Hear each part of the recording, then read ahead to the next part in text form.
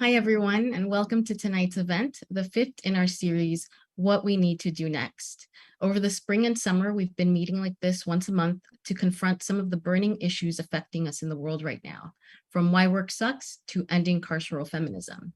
We hope that each discussion will give you the tools you need to join the struggle. You can check out previous events on our YouTube channel and join us for our next discussion on August 11th, which will feature James Morrison discussing his new book, The Left Behind, Reimagining the Excluded of Britain. You can sign up at the link in the chat, which I'll share in just a minute. Before we get started, I want to let you know that the Anti-Capitalist Book of Fashion is available for pre-order from our website, and you can get a 20% discount off the retail price. All you need to do is visit plutobooks.com and use the discount code NEXT20 at checkout. Finally, please feel free to put your questions for our speakers in the chat for the Q&A section of the event. That's all from me. Over to you, Yara. Hello, everyone. My name's Yara, and I'm a novelist, and I'm so excited to welcome you to this event. And just as Stella said, do put your questions for us in the chat and maybe say where you're from, because we can't see you, so it's really exciting for us to hear from you, so we get a sense of like who's here and who we're talking to. I'm going to introduce our speakers and then the Anti-Capitalist Book of Fashion, and we'll get straight into the discussion. But at the end, there'll be half an hour for questions, so there's lots of space for you to get involved, don't worry. Tansy E. Hoskins is an award-winning journalist and author who investigates the global fashion industry. This work has taken her to Bangladesh, Kenya, Macedonia, and to the Topshop warehouses in Solihull. She is the author of 3 books, including the Anti-Capitalist Book of Fashion and Footwork, What Your Shoes Tell You About Globalisation. We've also got Nandita Shivakumar, who is the Campaigns and Communications Coordinator at Asia Floor Wage Alliance. The Asia Floor Wage Alliance, or FWA, was founded in 2007 as an Asian labour-led global labour and social alliance across garment-producing countries such as India, Indonesia, Sri Lanka, Cambodia, Bangladesh, and consumer regions like the US and Europe, for addressing poverty level wages, gender discrimination, and freedom of association in global garment production networks. Nandita also acts as an advisor to the Tamil Nadu Textile and Common Labour Union, the TTCU, a Dalit women-led trade union of 11,000 textile workers in the South Indian state of Tamil Nadu. So this is the Anti-Capitalist Book of Fashion, and it's out on the 20th of August. And like Stella said, you can pre-order it with a discount now. It's a bold and learned, but also accessible book. And in my opinion, it does what the best political texts do, which is it takes an industry or an issue and analyzes it with such rigor that something more expansive that reaches beyond the issue or the industry that it's set out to examine is created. The Anti-Capitalist Book of Fashion takes us through the recent industrial history and practices in the fashion industry, whilst also making astute theoretical offerings about the role of art, the commodification of art and its production, and what art after capitalism might look like, which I hope we get to talk about today. It reminded me of Revolting Prostitutes by Juno Mack and Molly Smith, which some of you in the audience hopefully have also read, which takes the case of sex worker rights, but then ends up creating this sort of fundamental feminist text. So this new release is a reworking, or dare I say refashioning, of the original 2014 Stitched Up, which gained praise from sort of people from Emma Watson to John Berger, if you can even imagine that. And Tansy's added new reflections about COVID, and the role of influencers as well. And it has this shining introduction by Andrea Page, which is also short and brilliant. So yeah, without further ado, I'll finish my fangirling over the book. And where I kind of wanted to start is, Tansy, at the very start of the Anti-Capitalist Book of Fashion, you say fashion is a form of social production. So what I'm hoping that you can do is kind of explain and elaborate on this statement, and we can talk about some examples and what it means in practice, what it looks like in practice. So yeah, Cool. Well, thank you so much, Yara. And yeah, thank you for chairing this event and for your very kind words. I also wanted to say a quick big thank you to Pluto Press, who have really championed my work, and took a real risk on somebody who turned up one day and said they wanted to write about fashion and anti-capitalism, at a time when that just wasn't a thing. So yeah, thank you to Pluto, and massive thank you to Nandita as well, one of my favorite people in the entire industry, who's joining us from India, where it's actually really late right now. So yeah, I'm really grateful to everybody. Yeah, this question about like social production, I think, is really, really key to understanding the fashion industry. And one of the things I've wanted to do all along is try and demystify the industry, right? And there's this, one of the central myths about the fashion industry is that it's just sort of remarkable individuals who, brackets, all happen to be, or mostly happen to be, like white men in New York, Paris, London, Milan, doing remarkable things. And obviously, like, that is not true. That's not the case with any kind of art at all. Like all kinds of art, whether we're talking literature or painting, but particularly fashion, is socially produced.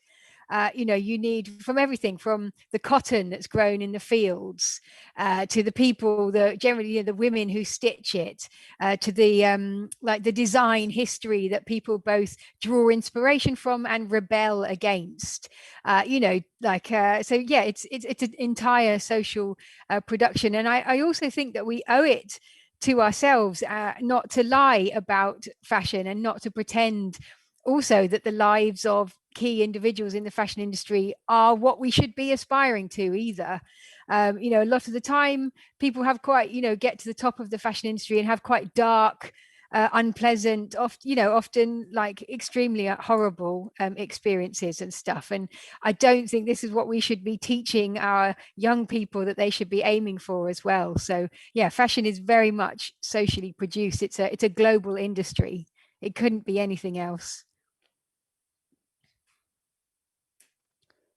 Wicked, thank you. Nandita, do you want to come in maybe and I don't know, illustrate that a bit, or tell us more about like who's making our clothes, who's harmed, who's profiting, or just like how it seems from your point of view? Yeah. So I think for me, fashion it is basically styles. It's like styles of clothing and accessories which are worn at a given time by a group of people. And as Tansy clearly puts it in her book, capitalism is what is wrong with fashion, basically, right now. The fashion industry is this business model of production of fashion for the profits of a very few people at the cost of labor and the environment. And a very good friend of me, just before this event, was just on a phone call and was telling me, it is commodities. It's the word garments that you use. You never use the word fashion in the global south, actually, to talk about this industry. You use the word garments, and when it goes to the global north, it becomes fashion. And this distinction itself, it kind of shows the distinction between worker and consumer and global south and the global north. And it has been created by this industry. It's been created by the brands and the media. And for me personally, fashion industry is one of the most hyper-capitalist businesses, because it produces an excessive quantity of commodities which are used for very extremely short time periods, involves a massive quantity of resources which are generally sourced from the global south, leading to a generation of super profits for very few people, while the workers who are producing these clothes, which are mostly women from the global south, are constantly at the brink of starvation. And what I'd like to say, some of the things that is what we also say at Aqua, is that wage theft, the theft of wages of women garment workers, this is a central aspect right now of this business model of fashion brands. And this is not just an unintended result of crises like COVID, but it's just become part and parcel of this industry. I would also just like to give an example of what happened during the pandemic, because it's during the COVID-19 pandemic. I think Tansy also talks about it. Millions of women garment workers in Asia, they suffered a massive wage theft. 80 to 90% of wages of some of these women workers were lost for 6 to 8 months, and there was mass dismissal of women who are producing for all these fashion brands, your Gap, your PVH, Adidas, Nike, everyone. So and this happened because fashion brands, they just abruptly canceled orders, or they demanded these price reductions for goods which were already produced, sometimes even shipped to warehouses in London and New York. And this was also a time when the billionaire fashion business owners were seeing actually an increase in profits. But despite this massive wage theft, which affected millions of women workers, none of them actually faced any liability. None of the brands faced any liability for these actions. And the entire burden was shifted to these suppliers, the governments, the workers in the global south. And this itself is a problem, because fashion brands, this industry has allowed a couple of top brands. They call themselves buyers of garments rather than employers of workers, garment workers. And because of this, they are able to get away from any responsibility, be it for workers, be it for environment, are able to transfer all the risks to the global south. And this is in a nutshell, this is everything that is wrong with this industry right now. And I just wanted to give that example so people understand that this is what actually fashion industry means to people in the global south right now. So there's a very different meaning for people here. It's not your glitz and glamour and designers and etc. It's a very different reality. Yes. Thank you so much. What a comprehensive and eloquent summary of the situation. And yeah, Tansy, is there anything that you'd want to add to that? Maybe around it might be useful to get a sense of kind of the scale of the profits involved and the companies and who owns them and that kind of thing. Yeah, well, so it's like a $2.5 trillion industry, like the fashion industry. And I think, numbers like that just seem, they are they're extreme numbers, but I think it's important to remember that kind of thing when you get the rhetoric about, there's no money to raise women's wages, or there's no money to install fire escapes on these factories, or there's no money to ensure that our pipes aren't just pumping effluent out into the river where people are fishing and cooking and stuff. This is an industry that is dripping with money. And the problem is, there's the famous idea of sort of trickle down economics. And what we are categorically, we do not see that. And the fashion industry is a perfect example of that, is where it's not trickle down. As Arundhati Roy has said, it's not trickle down, it's gush up. The profits gush up to the top of society, and from the global south to the global north, they gush out of countries like Bangladesh and India, Pakistan, Sri Lanka, and so on. And they go and they line the pockets of people who own yachts in Monaco, and mansions in Paris and New York and so on. So yeah, if you go on the Forbes rich list and you look down at the top 10, you will find fashion billionaires are in the top. The top numbers, and it's literally because they are just they are exploiting people so incredibly badly in the global south. And just to build on what Nandita said about this idea of risk transfer, I'm sure a lot of people watching this will remember or know about the Rana Plaza factory collapse in Bangladesh in 2013, when over 1,000 people were killed. And that was supposed to be this watershed moment in the industry where brands took responsibility for themselves and everything became equal and stuff.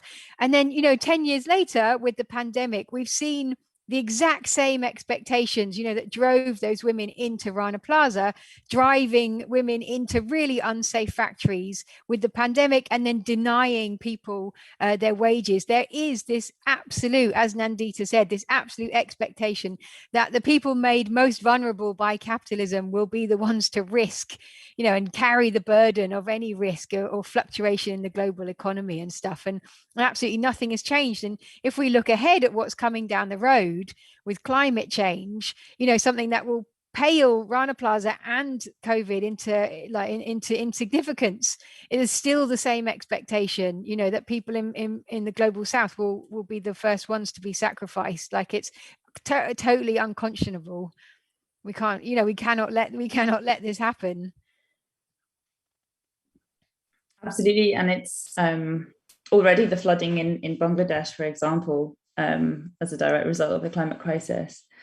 All right, so I suppose the next thing I want to get into, and I'm feeling a lot like Sarah and Ahmed's feminist killjoy at the moment, but is ethical fashion, and what that is. So in the book, you talk about this phenomenon, which is something I think all of us will have come across, and I find myself increasingly being advertised to on Instagram, eco this or ethical, whatever.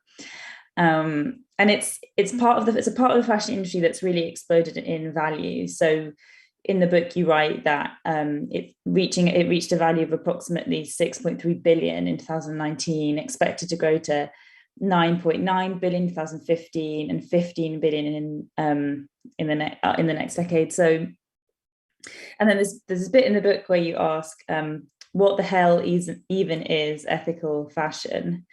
So that's a question I'd like to put to you now. What is it? Can you give us some examples? And then I might ask you a follow-up question about how it is similar or different to like a solidarity boycott or whatever.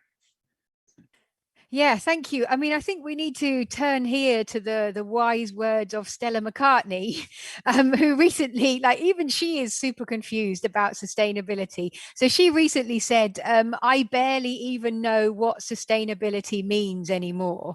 Right. So you can, and this is really quite central because it speaks to the lack of regulation in the fashion industry. Like, brands are currently free to make up words and make up phrases and print them on labels, stitch them into the clothes and sell them to people. And everybody, if we were on chat, I'd ask people to put some of these words into the chat, so you get your eco, your organic, you get made with love, you get conscious, my personal least favorite from H&M, conscious, which has been found to be more polluting than non-conscious lines.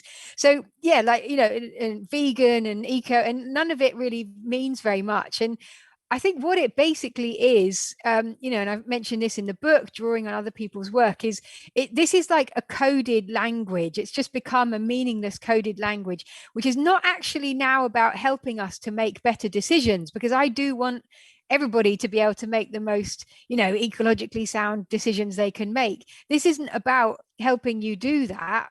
This is just about making you feel comfortable. If I see the word vegan on a thing, I'm like, oh, okay. Or if we see the word eco, it's like, oh, okay. Like I feel comfortable now. I would just buy that, without critically assessing what it is. And there's a really interesting question that's in the book by brilliant indigenous fashion scholar Riley Kucheran, who features quite heavily in the book. And he says the question you need to be asking with sustainable fashion is what is it we're trying to sustain here, which I think is so important. And if it's just about basically sustaining business as usual and not really challenging everything, and if you're actually more focused on sustaining capitalism than you are about sustaining the planet, then we have a really big problem. And also, as Nandita will tell you, these labels are always about these kind of nebulous imaginary environmental issues. It's never about workers' rights, ever.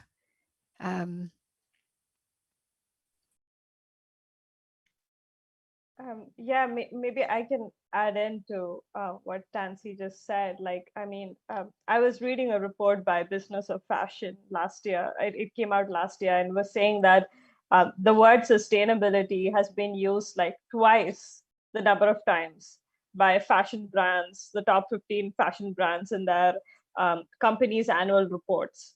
And because, consumers, investors, regulators, everybody is just talking more about environmental risks of fashion brands. And to be very honest, it has only resulted in more greenwashing, with consumers being duped about paying premiums for fashion products that are continuing to harm both labor as well as environmental rights. I mean, as Tansy was saying, entire lines of clothing are duped as sustainable, eco-friendly, without any proof of the same. Be it even for material to manufacturing, labor rights, nothing.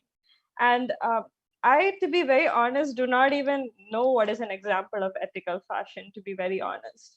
And these benchmarks, as Tansy said, are so vague. Like, what is ethical fashion? And what is the criteria to define it? Like, so that is a big issue. But I will say my personal take on how I think about sustainable fashion and ethical fashion. And to me, I think there is a distinction between sustainable and ethical. If you're trying to be sustainable, you're doing the basic things that is right, which is just like, okay, not polluting the environment. I mean, I don't think I need to give you brownie points as a brand, which is making super profits to, if you're not polluting the river in India. Like, I don't think that requires like, me having to, give you something for that. So like, that is what is sustainable. Ethical is just going beyond the basic things. Like, it is actually about respecting, treating workers with dignity. And for me, the best indicator of an ethical brand would be a brand that pays living wage. And this same survey by Business of Fashion was saying that there's not a single major brand that is paying any workers living wage, or there's no data to say that. So at this point, I don't know a single ethical brand, because when you try to when you pay living wages, you're basically saying, look, I'm putting people before profits. It's a very easy way to kind of say that. And there is nothing that is more important than, I mean, nothing that really changes things as much as wage does, to my knowledge, because it affects everything from human rights to climate change. It addresses a lot of questions, even for the global south. It even increases access to tax revenue for global south governments to invest on public education. So if you're really an ethical brand, to me, one of the basic indicators would be payment of living wage. And that's not been done by any brand so far. So I don't know if there's any ethical brand, to be very honest. So thank you. Yeah, I mean, really depressing, but I mean, I'm not surprised. And also, sorry, I made a mistake earlier in my notes. I think it was 9.9 billion by 2025, not 2015, but anyway, it's correct in your book, in case anyone thought that didn't make sense. And okay, before we start like getting into the really like exciting stuff of what we can do and what fashion could be, I was wondering if you could explain, within the limits of what consumers can do as consumers, like what is the difference between like a solidarity boycott and like buying more ethical fashion? Yes. So the big question, I mean, fundamentally, I believe that if you want to show solidarity with workers, who are working in a particular factory or for a particular brand or in a particular country, what you are doing has to be done in conjunction with them. Like, there has to be a dialogue, right? Like, so if if you want to do a campaign, or you want to, like, you're thinking about holding a boycott, or whatever it is you're doing, like, you have to check that what you're going to do is not just going to make life worse for the people that you're trying to help. I mean, this should be incredibly basic stuff, but unfortunately, time and time again within the fashion activism scene, like, there is this disconnect, like people just do stuff without without doing sort of basic due diligence. Yeah, so I think that's the fundamentals, for me. But I'm sure like Nandita has a lot more to say on this one. Yeah, I think Tansy really gets the core point. I mean, you really have to do it in conjunction. Like, you have to ask the affected stakeholders also, like, what is the best way to address this issue? So, solidarity boycotts, they are an important tool, but you have to be careful when using boycotts, because it should not be in such a way that it leads to the brands leaving that particular factory or that particular region. So you have to carefully use it. And if the demand is that, okay, they should leave that production area because of X, Y, Z, and that's what the workers, the local unions want, yes, that should be the demand that gets rated. But otherwise, you have to be very careful when you do the boycotts. I feel that, it can lead to just brands cutting and running, which is the worst possible thing that could happen to workers who are already getting poverty level wages. And I think, as Tansy said, the primary thing is, there has to be an organic relationship between the labor movement and the consumer movement. And it should be what the consumer movement does should be in relation with what the labor movement wants. But I think there are a couple of things other than solidarity boycotts that are also very useful things, which I think most people in the labor movement will say. One is there is these massive campaigns going on, to hold brands legally liable for wage theft. And all sorts of violations in their supply chain, because right now brands are able to say, we are buyers of garments, we're not employers of the garment workers in the global south. You can fight for legislation even in your countries that says that no brand is able to get away saying that they're just buyers. You can demand for living wages, say that like, this is what we want in the EU, all garments should be produced with living wages being paid. So these are some major fights that consumer movements can take forward, which will bring tremendous change for workers in the global south also. So yeah. Awesome. And yeah, okay, hopefully we can have like a bigger discussion about what solidarity looks like in practice. And on that note, if you have a question, we're going to do the Q quite soon. So in particular around how to practice solidarity, please put them in the chat, because this is the best place to put them, so we can discuss them. There's no stupid question or anything, but also let us know where you are, because that's really useful to know like what context you're coming from. And then I kind of wanted to put, before we do get to questions and stuff, I wanted to put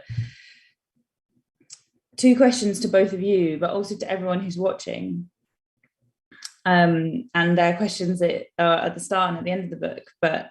And the first one is, what kind of society do you want to live in? And I mean this in the kind of most creative, exciting, sort of alive way possible. What kind of society do we want? Do we want one where everyone is free, where everyone's able to fulfill their creative potential, not just like, but also, be fed, have shelter, and so on. So that's the first question I want to put to you both, but also to everyone at home. And if you want to like type that in and tell us, it doesn't have to be a question. And then the second one is, in this society that you're imagining, what is fashion for? And again, like, maybe take a moment just to imagine what that might mean, whether it's a way of deconstructing the gender binary, or of, I don't know, doing art on yourself every day, or just like being the right temperature, I don't know. But yeah, so I wanted to put those 2 questions to you, but also, yeah, please tell us, like, if you're watching, what those 2 questions might mean to you. I'm really interested.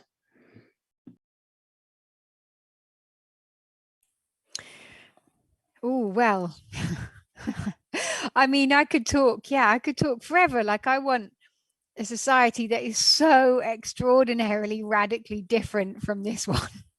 You know, I'd like humans to be living in harmony with the biosphere.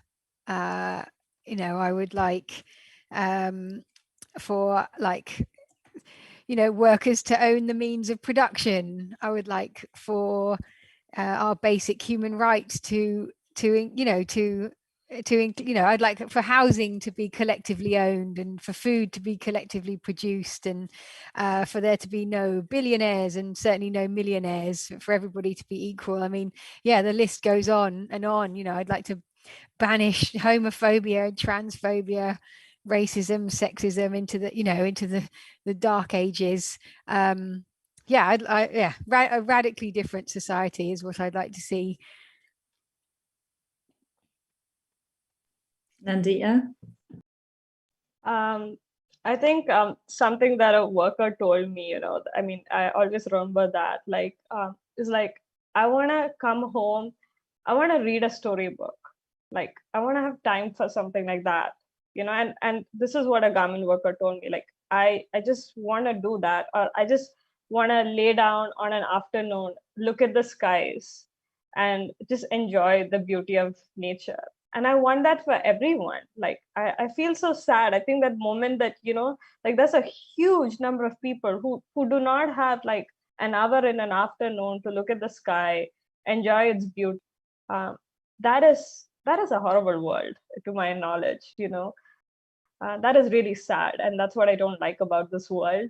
And I want people to have time to, you know, pursue joy and happiness and beautiful things, and not have to think every single minute like, oh, you know, I need to feed myself, or oh, there's a crack on this, you know, a wall and it's going to start raining, and then what's going to happen. I just want people, that anxiety of just taking care of basic needs, like, to be taken off people's minds. Like, and it's not a really big ask when you think about the tremendous amount of wealth that actually exists here. And, you know, we can all give that to people. Like, so that's what, you know, I would want in a world. I mean, which is what actually Tansy also said. I mean, you know, that is the kind of world I would like to have, for everyone to have, you know, pursue joy and happiness and beautiful things.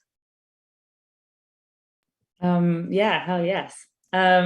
Okay, so in this sort of world where we're all free to pursue joy and commune with nature and not spend our days trying to survive, yeah, what role does fashion have? Should we abolish fashion? Like, what will it be? Will it be recognizable?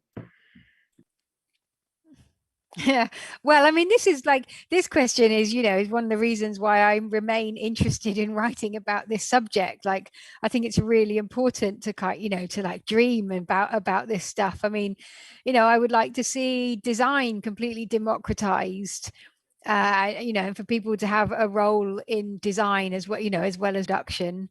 For me, I think, you know, I think it would like, it would be a lot about sort of expressing mood, like our moods, and expressing joy, and kind of really like as a creative outlet, I think, which I think is something, I mean, people do a really good job, don't get me wrong, you know, people do manage to do these things even in the direst conditions, but like, I think I'd like to see that proper explosion of human creativity that would come if things were actually democratic. Yeah, I mean, that's just part of me about the immediate things that I want fashion to do, because I think for many a times, like, I never even think about fashion. I think about garment production. We are producing commodities, you know, which are at very exploitative conditions. Like, I cannot think about the concept of fashion, to be honest, when you live at this side, you know. So I mean, from that sense, you know, I want people who are working in the fashion industry, whatever they do, to get living wages, which are protected and guaranteed. I think the pricing in this industry is a problem. I mean, to be very honest, like, we need to have, you know, we need to adjust to higher prices for fashion products, like, to take care of everyone from designers to workers. So the pricing model has to get readjusted in this industry. we cannot have a system where there are a couple of fashion brands which are monopolizing the whole industry, who are very much tied with fashion media, who are also very dependent on them, with no critical takes on any of this. We need to move out of that. We need to move to a system where everybody is held liable. I mean, workers are held liable if a needle is broken. Workers are held liable for it.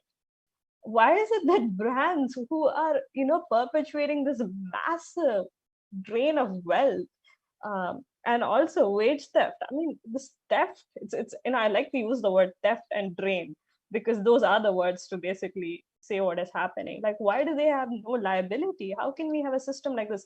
Everybody, people at the top, they need to be more liable than anybody else, in my knowledge. So we move to a system where people are held liable. And also they pay for these resources, right? Like land and labor and everything is being used by these fashion brands. Like Bangladesh, I mean, so much of the environmental issues, labor, everything is linked to brands, and they don't pay anything for it. They have to be made to pay for it. So in very concrete terms, these are for me the first things that need to be addressed by this industry on an immediate basis. And because only then you can even start enjoying fashion, I feel, for a large segment of people who can just get out of, liberated to think of fashion as art and design and something to enjoy. So, yeah. Yeah, totally. That makes complete sense. And one of the things I found kind of, exploding brain slightly in the in the book was the examples to illustrate that the industry has not always been like this, even within living memory. So talking about in the 1950s, how the impact of World War II on the Paris, which was the center of the fashion industry, and also how that resulted in different clothing, but then also after the war, how those norms were pushed back. It helped me imagine, that probably doesn't make any sense if you're listening, but hopefully, Tansy, you're going to elaborate on it. But it may be able to imagine a world where, Nandita, like you're saying, like in the global north, we have a different relationship with our clothes.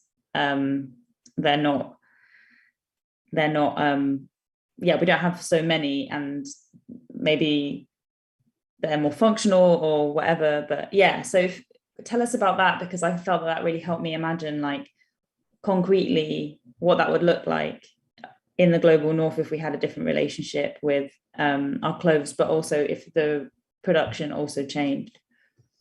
Yeah, so I think this is the example of utility fashion, right? Like, so obviously it came out of an awful time. It came out of the severe scarcity of World War II.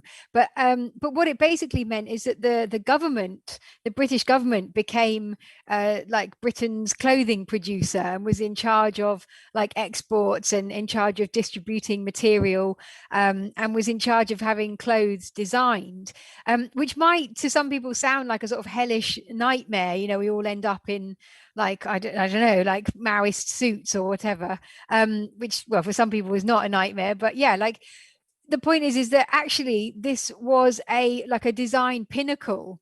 Like they actually got really brilliant designers in who made extraordinarily beautiful clothes, and who had at the heart of those clothing that they lasted a long time, that they didn't need to use as much material, so there was very little waste, and that they were warm. And that they protected people as they were going about their business in extraordinarily difficult conditions. So yeah, it was about like clothing and shodding people in a time of scarcity and difficulty, but still making sure that there was joy and creativity and beauty within the clothing. And what it did, to coin a phrase, is it really leveled up fashion, because you had Britain's like working poor who had not had access to good clothing at all, whose shoes had holes in them, whose trousers were patched and jackets were worn, and they were cold a lot of the time, and houses were unheated and everything. And utility clothing was about like leveling that out, and like and just being like, okay, it's a principle that everybody should have like good warm clothes that do the job properly. But obviously, like, this was not something that capitalists were happy with, and there was a really really pointed sort of lobby who worked to overrule this, because if you're making skirts or trousers with like minimum amounts of cotton or wool, then where's the profit in that? So people wanted clothing that had to use reams and reams and meters of clothing, which in a wasteful sense, and then you ended up with like Dior's new look, which is like possibly the most class-based or what kind of trends of recent history, which is all about sort of dripping with jewels, like skirts that used enormous amounts of material, tiny handbags, like hats, like making sure that working women were put back in their place, basically. So an interesting moment in fashion. But we, like you say, like we have a very clear example in recent memory of how things can be done very, very, very differently.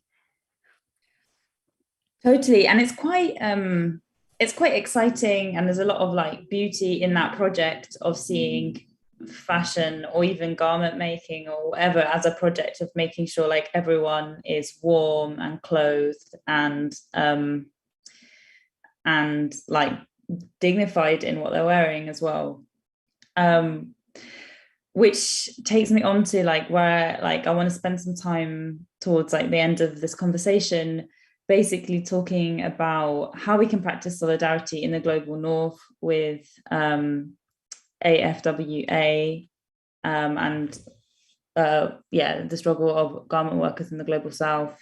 Specifically, also, we're in quite an exciting, or it feels like an exciting time in the UK and the US around the trade union movement, sort of having a kind of moment or a resurgence, with the context being that certainly in the UK it's been in decline for over a generation.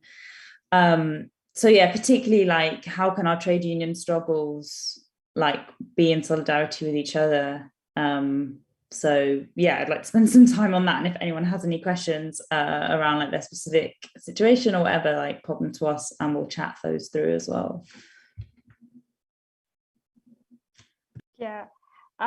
So one of the things, of course, that we could do is, I think Tansy and I touched upon this. I mean, there's a lot of power in consumers and labor coming together.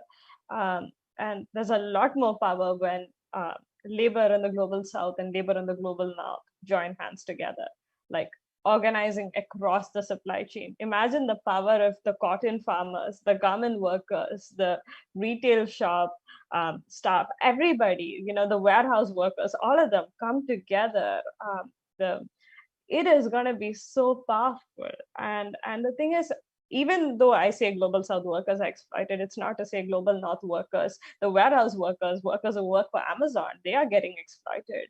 So it is happening everywhere, and there is a definite need to build solidarity, and there is potential to build solidarity, because the fight against Amazon is a fight that people in India have, people in Pakistan have, people in the UK have, people in the US have. So it's just, we have to come together. It's going to be difficult. I'm not saying it's easy to build these solidarities and alliances, but it's very important to think about organizing like that across, worker groups, from farmers to warehouse workers, people coming together. I mean, imagine if we could just stop all the production and, demand that, look, everybody should be getting a living wage. And, that would be so much powerful. So we need to start thinking like that. There's a lot of scope for international solidarity. So that is one. And the second, very easy campaigns that I just said before are to support our like the living wage campaign. I think we have already a wage forward campaign. It has a website. There's another campaign coming up in the EU also, which is all talking about living wages for garment workers. And these are, it's great if people in consumer regions, when you say that, when you tell brands, look, I don't want to take your idea of sustainability if you're not paying living wages, and make enough noise that they have to take it seriously, they will take it seriously. So it's an important, effort that you can support. And I think I'll also talk a bit about the Justice for Jayashree campaign, which Tansy and I worked very closely together on. So Jayashree Katharwil was a 21-year-old woman. She was a member of our union, Tamil Nadu Textile and Common Labor Union. She was raped and murdered while working in a H&M factory. And we had a massive campaign, about a 1.5-year campaign, and at the end of which we were able to win the first agreement that holds H&M, a brand, legally liable for gender-based violence in Asia. It was a massive achievement, and it could not have been done without labor groups, consumer groups across Asia, Europe, and the US coming together. And I mean, it is sad that a worker's death had to be the reason for an agreement to be signed, or that so much of effort was required to get an agreement to be signed.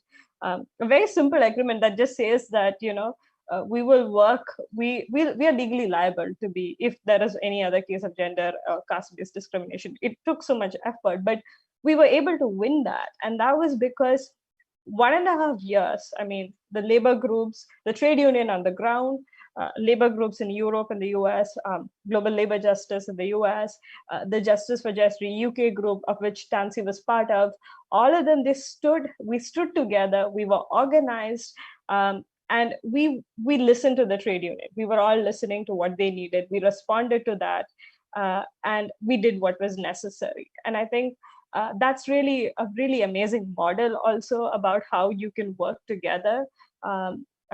So there are, I mean, and that's also what I want to say. There are, massive efforts going to abolish the system, which is going on successfully if you think about it also.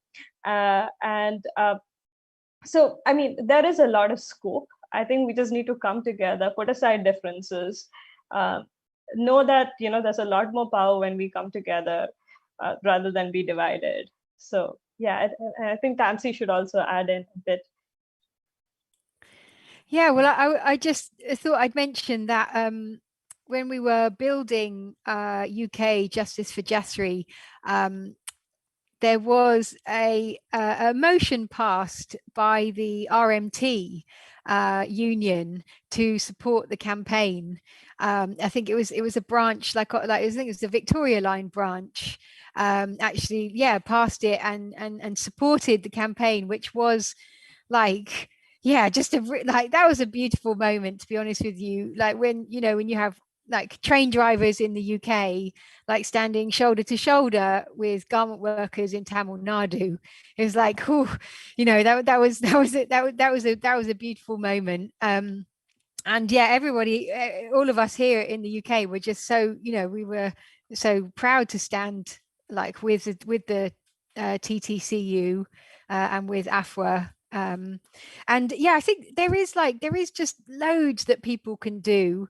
I think like there's a bit of a risk that like it feels at the moment like activism is something that you do just online, right? Like that it's just a kind of Facebook post or Instagram post. But I would really encourage everyone to kind of get offline, and do think, now that we're coming out of the pandemic, so holding like book talks or film screenings in universities or workplaces, like making, getting your union to affiliate to campaigns like AFWA, and Justice for Jayashree, like definitely like circulating petitions, writing letters. There was a lot going on, and still is with Myanmar. We, after the coup, we saw lots of like union leaders locked up and stuff. Absolutely critical that people in the global north write letters to the embassy, like the Myanmar embassy and the Myanmar government, to get people out of prison. And then like, like doing journalism and writing articles and going and interviewing people like in the UK and overseas, connecting up all these dots, making films, making art, like making craft as well. There's some wonderful kind of craft based activism happening.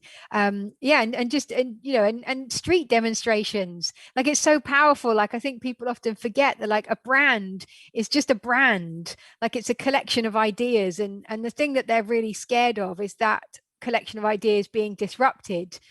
Like Nike wants you to think of Nike and to think of like health and wellness and the outdoors and I don't know, whatever. But if you suddenly put in there, child labor, sweatshops, and disrupt the brand with a protest in or outside the shop or whatever it is you want to do, then like that will get them, that will get them to the table. That will get them really scared. So there's an awful lot to do. And the stakes like couldn't be higher at this point, right? So I think everybody's role is different, but everybody does have a role. Yeah, absolutely. I mean, we in the Global North have all this leverage from being the Global North and being whatever. The embassy will listen to us, or we can call Nike what they really are. But also that we increase our leverage so much more when we organise in our workplaces and join our trade unions.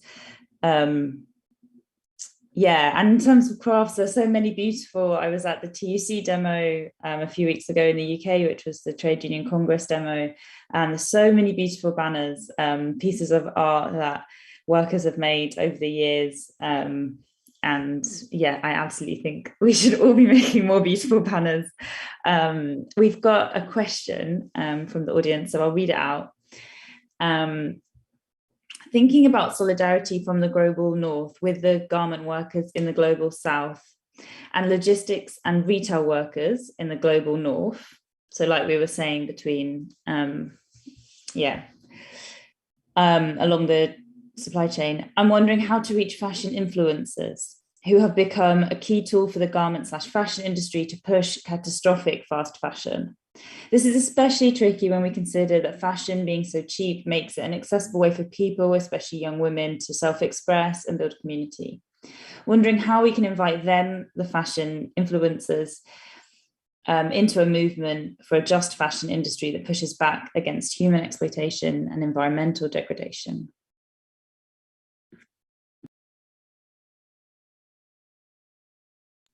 Tansy, would you like to go first?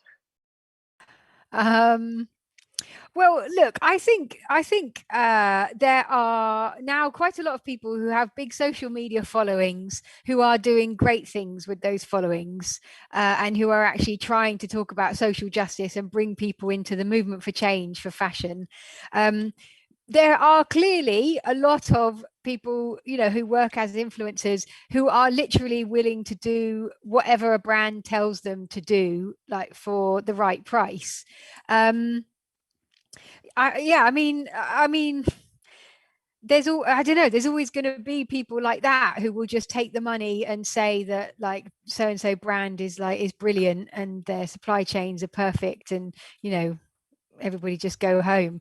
Like, I don't know, I feel like you can either concentrate on them, and I think it's good to call people out, like, on social media and on their platforms, and point out the flaws in what they're doing, but I also think like we need to also just concentrate on building a movement for change which is like bigger and more attractive and more global, because I feel like you have a finite amount of energy, and either you can spend it on these kind of like useful idiots who have just been signed up by H&M or whatever, or you can spend it like positively building building international solidarity, and I think like we need to make sure that the movement for change is like big and brilliant and attractive and like politically attractive and kind of culturally attractive as well, because I think more and more people are really interested in this stuff. Like, people really want to know like where their clothes are coming from and who made them, and and they don't want to be involved in this like despicable system anymore. So I think kind of building something positive and global and interesting is probably a better use of our time than trying to chip away at people who just do whatever they, for money. But yeah, Nandita, I don't know what you reckon.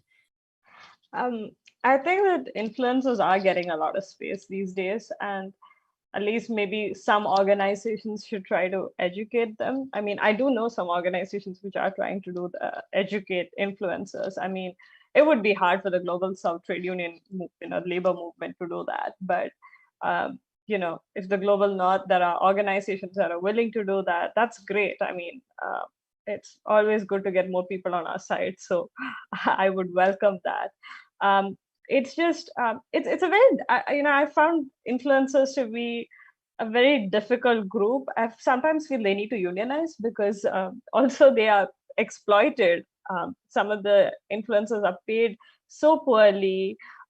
They don't know how the industry works. Young people, I've seen teenagers who are influencers, really exploited by the industry. And sometimes it reminds me of modeling also, and how fashion models unionized. And I've had for a moment thought about, do influencers need to unionize, and is that how you bring them into the reimagining of the fashion industry? So I think yes, they are important. Like I think there needs to be engagement, but I think it's more important to organize workers at this point, build the solidarity between workers and trade unions in Global South and Global North. And if the influencers unionize and they join as a trade union, well, we're great to have them on board. So I think that's the way I would think about it as of now. But I also feel, I think a lot for me is like farmers and garment workers needing to come together. And I'm not seeing even that happen in the Global South a lot, because cotton farmers, even the prices of cotton farming and suicides of cotton farmers, even in India and all of that, I've had my thoughts on, is this linked to really fashion brands? I think, we need to explore solidarity, in these ways. I think these are more urgent questions that require some tackling, especially because it involves so many more people, and a revolution needs a lot of people too. So in that sense too, yeah. I think that makes a lot of sense, because also you can't just mobilize people, you have to have organized movements to then do something with those people once you have brought them with you away from the influencers or whatever. But I have had this wonderful image in my head now of, I don't know if anyone knows Molly May, who won or didn't win Love Island, reading Tansy's book. I think someone should send it to her. But yeah, no, it's true. I mean, I'm just thinking again of Love Island and how many of those contestants who are meant to become influencers have killed themselves. So yes, I agree that the influencers should unionize and join our struggle, but we have to build it and then they will come, I think. Yeah. I mean, Yara, can I just say, like, I'm like, I'm more nuanced in the book, right? I mean, I definitely think there is something really toxic like about that industry, which does require the commodification of somebody's entire life. Right. So, I mean, I kind of, I agree with the unionizing, and I think influencers are definitely extremely exploited, a lot of them. And the ones you get at the top, the ones who get these kind of like, blue chip kind of deals, like, are not the same as everybody else who's like scrabbling desperately to try and become one of those people. It's a deeply exploitative industry, and I don't think we fully understand like what that's going to mean to have your entire life commodified like that, and your entire personality kind of commodified like that, sort of 24/7. But I do also think that if you are willing to take money to say that like a big fashion brand is sustainable, that you will say anything. Like, that is like saying smoking is good for your health, or like, Shell oil were brilliant for the Nigerian farmers or something. It's like, you're just up there proving you've got no kind of social conscience or political knowledge about anything. So yeah, I don't have much time for some individuals, but yeah, I certainly think like it's, you know, you've got to hate the system, not the people who are ultimately being exploited by that system. And the amount of money that even the, you know, the biggest paid influencers make pales into comparison when we start looking at like Mark Zuckerberg's fortune, you know, who's the one who ultimately benefits from this like mess. Yeah, completely, 100%. And you're very like good in the book, and it's one of the few kind of like, I guess, like theorizations of influencers, because it's so new, I suppose, but you offer a really like, on the one hand, you know, real talk, like it's not on, and it like every, you know, whatever, like you've just said, but also being like, you know, look how terrifying this is, if you are constantly like it's your life that's being commodified. Totally. All right, I want to give you both the final word. Is there anything else that you want to like leave everybody with? And then I will also do a big reminder to get the book and show it to everybody. I just want to tell people, please do read Tansy's book. It is a fantastic take on the fashion industry. To be honest, the first edition of her book is what radicalized me when it came out also. So I am grateful to Tansy, as you know, as a person who inspired me to bring change in the fashion industry. So please do get a copy of the book. It is fabulous. You will not regret reading this book. So. Yikes. Well, thank you. Thanks, Nandita. Well, you know, like Nandita is one of the people in the industry who now inspires me. So I feel like, you know, we're like, yeah, equal on that. And I guess, yeah, I would genuinely say to people, kind of get involved in collective action to change the fashion industry. You know, this is about like the labor rights of, you know, there's 105 million women, like garment workers, most of them women, in India alone. You know, this is about the future of the planet. Like literally, we cannot afford any of us to sit on the sidelines anymore. So yeah, get involved, you know, follow AFWA on Twitter and Facebook, get involved in their campaigns, and you know, and a whole host of other organizations as well. Labour Behind the Label, Clean Clothes Campaign, Homework, like HomeNet, South Asia, loads of groups who need people to take up the fight as well. So yeah, so thank you everyone. Thanks Yara and Nandita and Pluto again. Okay, thank you both so much. Thank you, Nandita, for joining like late in the night. And it's such an honor to hear about your work, and like all the power to AFWA, and we stand solidarity with you. And Tansy, thank you for your brilliant book. It's really good. It's very readable and forthright, and it's out on the 20th of August, but you can pre-order it and there is a discount. And yeah, I'll just end by saying what a joy to have been like 3 women talking about fashion, but also actually talking about trade unionism and revolution. So thank you both so much. Thank you, Yara, and thank you, Pluto Press, for this fabulous event. Yes.